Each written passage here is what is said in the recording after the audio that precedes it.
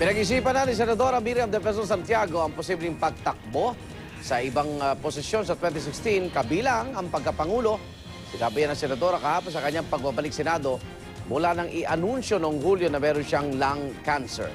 Pinagpipilian daw niya mga katambal, sina Davao City Mayor Rodrigo Duterte, dating Defense Secretary Gilbert Chidoro at Senator Grace Poe.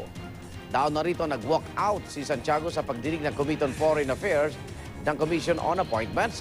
Uminit ang ulo ni Santiago na igit ni Ilocos Norte Representative Rodolfo Pariñas na hindi sila maaaring magkumpirma ng appointment hanggat wala ang mayorya ng mga miyembro ng komite. You're questioning my authority. I walk out of this meeting.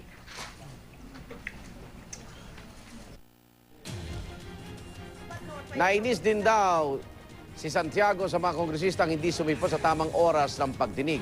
Samantala sa press conference, sinabi ni Santiago na patuloy ang pagbuti ng kanyang kalusugan. Bumelta pa siya sa kanyang mga kalaban sa politika at sa mga nahaharap na issue ng mga pangungurakot. I am facing death in the face. I have told you, death is a very beautiful experience. So I'm no longer pulling my punches. Pag mali, mali. Pag corrupt, corrupt.